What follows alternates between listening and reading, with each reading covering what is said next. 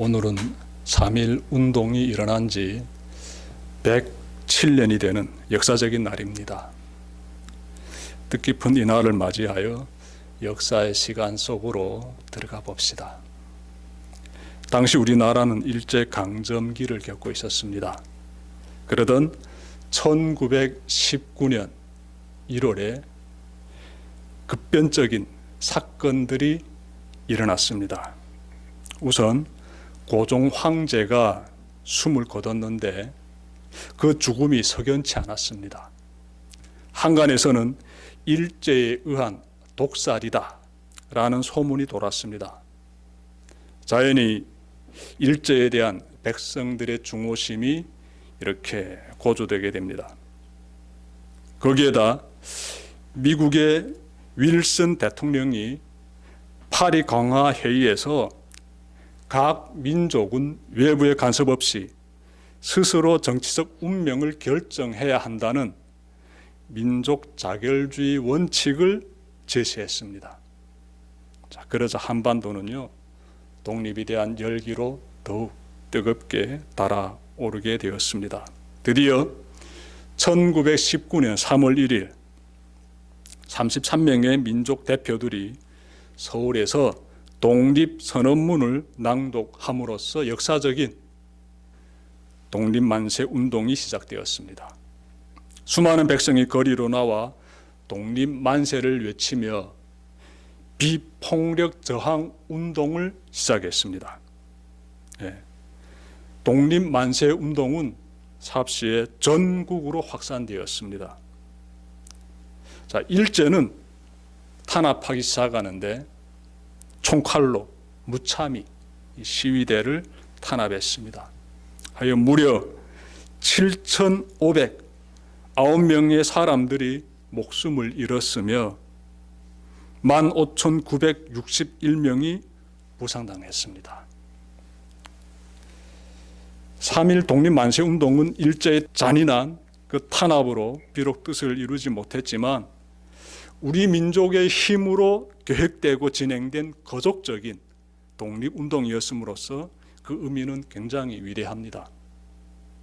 우리 민족은 유례없는 비폭력 저항 운동을 전개함으로써 일제의 그 잔인성을 세상에 고발하고 그리고 우리 민족의 독립 의지를 세상에 널리 알렸습니다.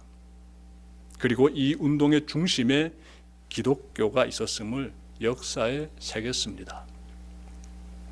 3.1 운동의 그 현장에서 우리는 세상의 칼바람을 느낄 수 있습니다.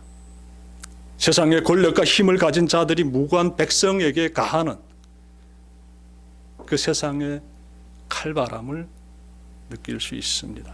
그리고 그 칼바람은 오늘 본문의 31절에서도 우리가 느낄 수 있어요. 31절 보시게 되면은요, 바로 그때에 몇몇 바리새파 사람들이 다가와서 예수께 말하였다. 여기에서 떠나가십시오. 헤롯 왕이 당신을 죽이고자 합니다. 여기서 나오는 헤롯 왕은 헤롯 대왕의 아들인 헤롯 안디바를 가리킵니다. 헤롯 안디바가 예수님을 죽이려고 한다는 정보를 가지고 온 사람들은 바리새인들이었습니다. 예수님이 당시 계셨던 곳은 어디였는지 알 수 없습니다. 하지만 헤롯 안디바가 통치했던 갈릴리와 베레아 지방에 속하는 어느 한 지역이었던 것만큼은 분명합니다. 그래서 빨리 그곳을 피하면 좋겠다라고 바리새인들이 와서 말하는 것입니다.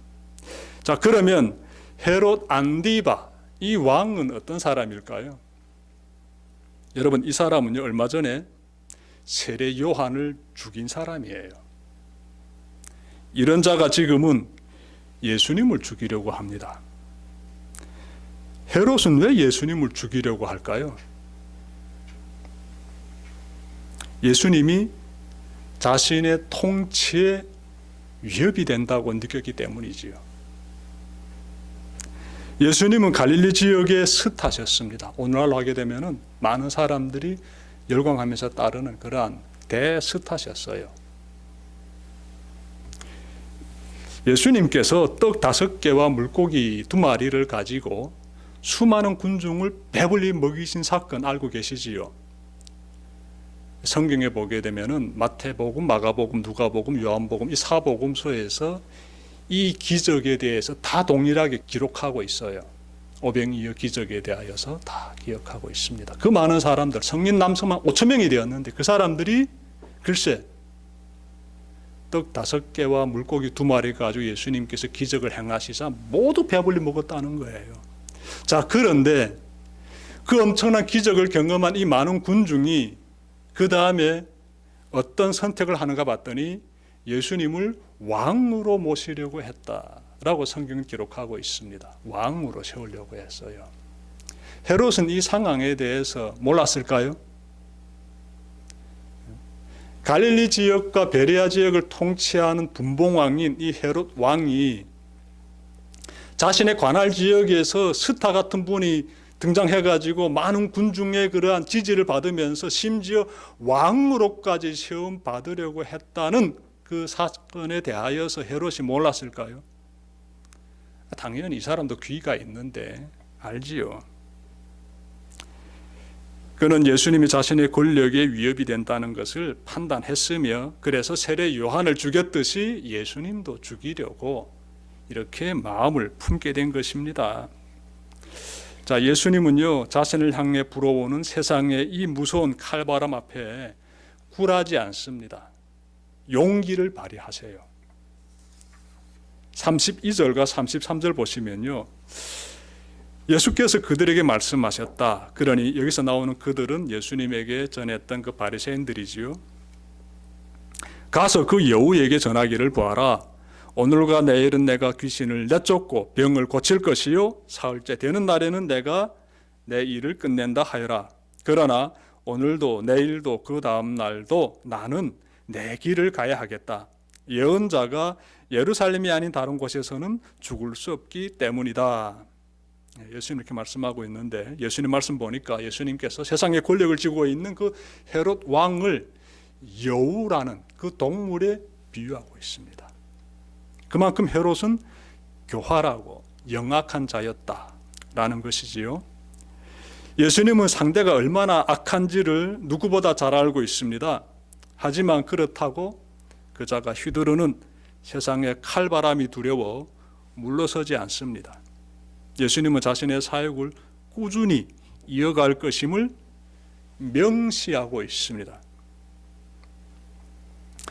헤롯에게 가서 전하라면서 하신 예수님의 말씀 보면은요, 오늘과 내일과 그리고 사흘째 되는 날이라는 이런 단어들이 등장하는데 각각의 의미가 있습니다.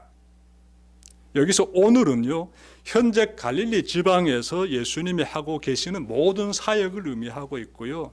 그리고 내일은, 이 내일은 예수님이 예루살렘에 이르기까지의 그 여정 가운데서 펼치실 사역을 의미하고 있습니다.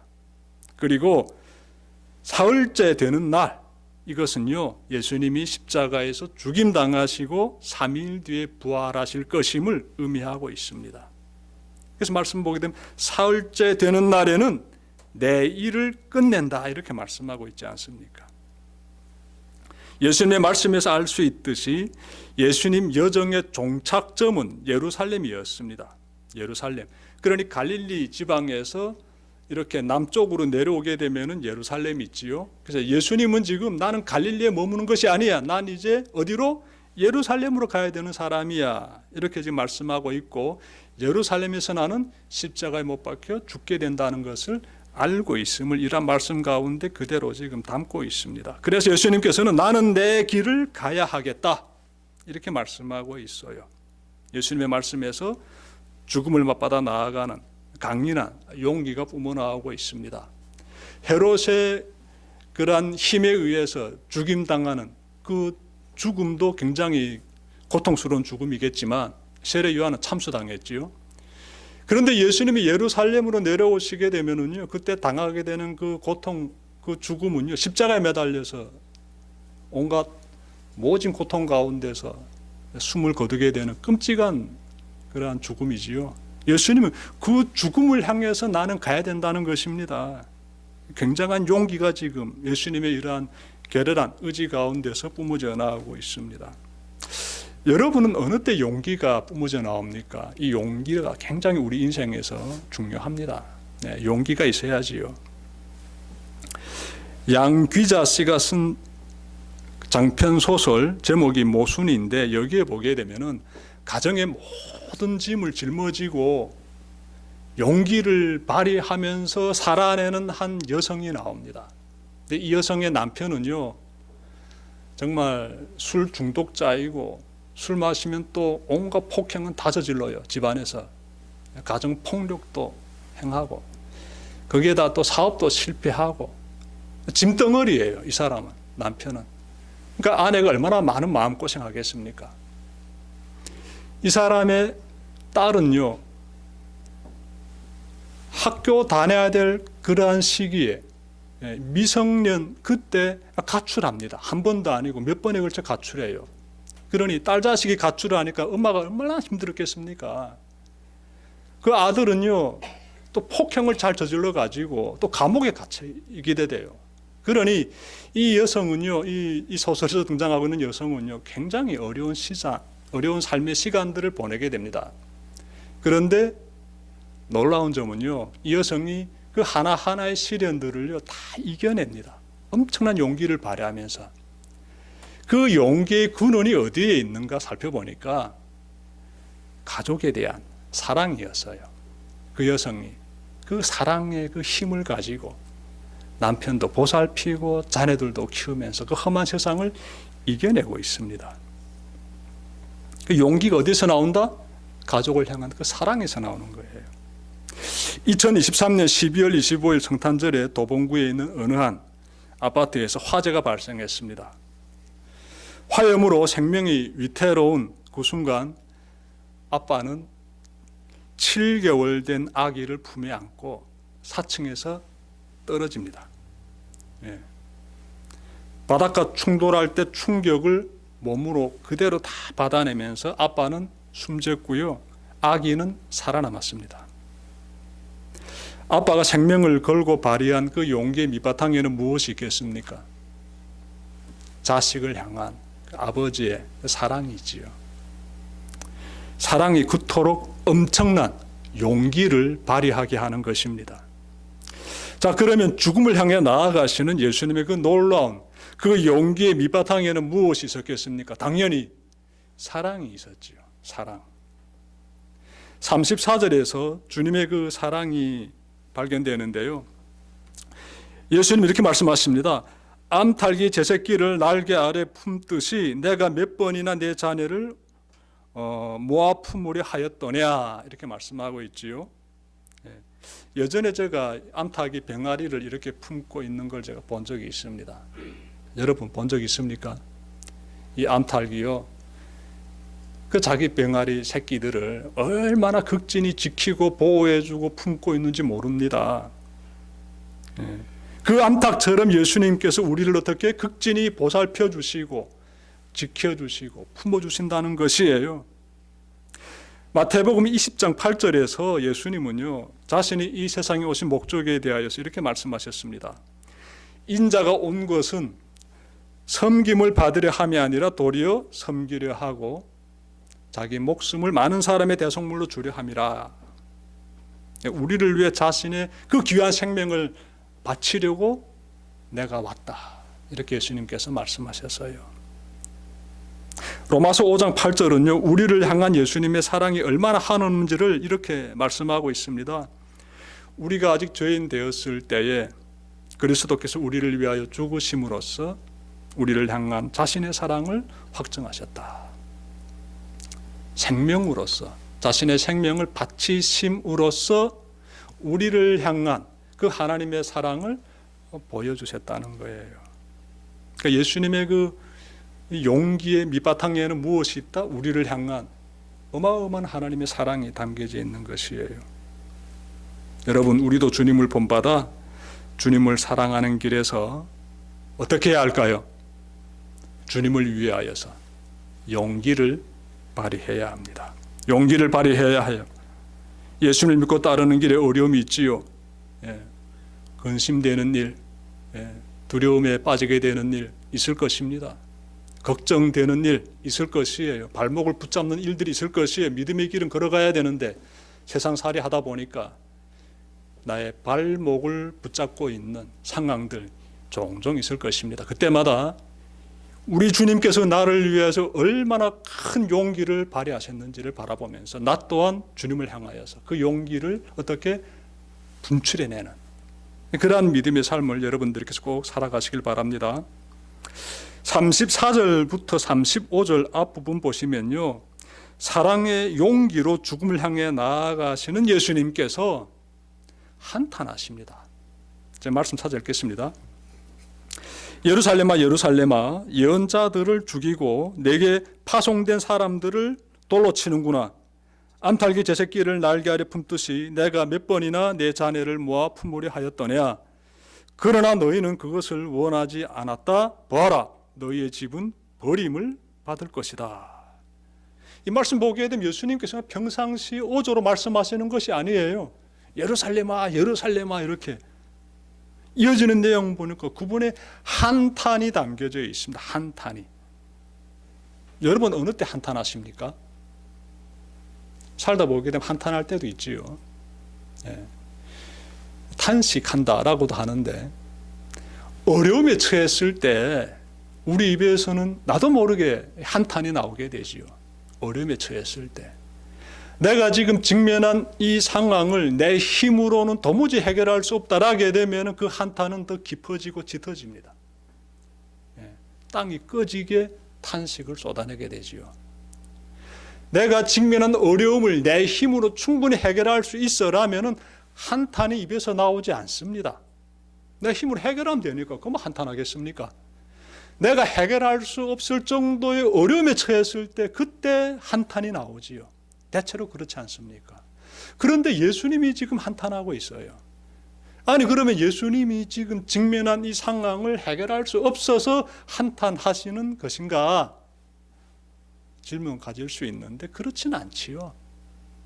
예수님이 하시는 한탄은 다른 한탄이에요. 예수님의 한탄 속에는요, 이스라엘 백성들이 저지른 죄에 대한 꾸짖음이 그 속에 담겨져 있습니다. 죄에 대한 꾸짖음, 완악한 짓을 행하고 있는, 어디에서? 저 예루살렘에서 완악한 죄악을 저지르고 있는 그 이스라엘 민족의 죄성에 대한 꾸짖음이 어디에? 이 속에 담겨져 있는 것입니다. 그래서 예언자가 어디에서? 예루살렘에서 죽임당하는 것. 예루살렘 하나님의 성전이 있는 거룩한 곳이지 않습니까? 그 어느 곳보다 의가 드러나야 되고 선하심이 드러나야 되고 정직이 행해져야 되는 아름다운 그곳 예루살렘에서 하나님의 선지자가 죽임을 당하고 있으니 예수님께서 그 상황을 바라보시면서 한탄하실 때 한탄 속에는 그 죄악에 대한 꾸짖음이 담겨져 있는 것이지요. 이사야서 1장 3절에서 하나님의 탄식이 나옵니다. 소는 그 임자를 알고 나귀는 그 주인의 구유를 알건만은 이스라엘은 알지 못하고 나의 백성은 깨닫지 못하는도다. 이렇게 하나님께서 탄식하십니다. 여기에서도 이스라엘 백성의 죄성에 대하여서 하나님께서 꾸짖고 계시는 거예요. 하나님은 죄의 심각성에 대해서 한탄만 하지 않으십니다. 이사야서를 쭉 보게 되면 알 수 있는데 하나님은 죄의 문제를 해결하기 위해서 메시아를 보내주시겠다라고 약속하십니다. 그리고 그 약속을 이루기 위해서 예수님이 오신 것이고 예수님은 죽음이 기다리는 그 예루살렘으로 어떻게 지금 가려고 하십니다. 여러분, 주님의 한탄에서 다음으로 우리가 좀 봐야 되는 한 가지가 또 있는데 그것은 인간이 가지고 있는 자유의지입니다. 자유의지. 우리 모두는 자유의지를 가지고 있어요. 여러분, 하나님은요, 암탉이 새끼를 품듯이 모든 인간을 품으려고 하시는데 그 품을 떠나버리려는 그러한 완악한 인간들의 모습이 있다는 것입니다. 그러면 이러한 모습에서 발견되는 것이 무엇인가 하면 인간이 가지고 있는 자유의지입니다. 하나님은 품으려고 하시는데 그럼에도 불구하고 나는 그 품이 싫어, 나는 갈래 하고 떠나버리는 그러한 인간의 모습에서 무엇이 발견되는가 하면 자유의지가 발견돼요. 하나님께서 우리 인간을 그렇게 창조하신 것이죠. 아주 인격적인 존재로. 하나님은 우리가 하나님을 선택할 수도 있고 하나님을 뿌리칠 수도 있는 그러한 존재, 즉 자유의지를 지닌 아주 훌륭한 존재로 창조하셨습니다. 우리가 그 자유의지를 잘못 발휘하여 하나님을 떠나 죄에 빠져 살 때, 그때 하나님은요 한탄하십니다. 이걸 잘 좀 기억합시다. 여러분, 하나님의 마음을 힘들게 하는 그런 삶을 살아서는 안 되지요. 나 때문에 하나님 한탄하신다라게 되면은 그건 정말 잘못 살아온 인생이 되는 것이지요. 우리는 그런 삶을 살면 절대로 안 됩니다. 35절 앞부분 보니까 끝까지 주님을 떠나게 되면은, 그러면 주님께서 알았어, 내가 너를 어떻게 버린다 라고 지금 말씀하고 있습니다. 버린다는 거예요. 35절 보세요. 보아라, 너의 집은 버림을 받을 것이다, 이렇게 말씀하고 있지 않습니까? 끝까지 하나님의 품을 떠나게 되면은 그 집은 어떻게 버림받게 될 것이다. 끝까지 하나님을 뿌리치는 사람은 어떻게 하나님의 내침을 받게 될 것이다. 하나님 또한 그 사람을 어떻게 버린다는 거예요. 그 가라, 방치하신다는 거예요. 심판입니다. 이거는 심판. 우리는 이런 심판받는 부끄러운 자들의 무리에 들어가면 안 되겠습니다. 우리 하나님을 기쁘게 해드리는 자들의 그 성도의 무리에 들어가서 하나님과 더불어 사는 귀한 삶을 살아야 됩니다. 자, 35절 하반절 보시면 주님께서 아주 감사하게도 귀한 말씀 우리에게 주시는데요, 재림을 약속하십니다. 재림을 보십시오. 내가 너희에게 말한다. 너희가 말하기를 주님의 이름으로 오시는 분은 복되시다 할 그때가 오기까지 너희는 나를 다시는 보지 못할 것이다. 이 말씀 속에 주님의 재림에 대한 약속이 담겨져 있어요.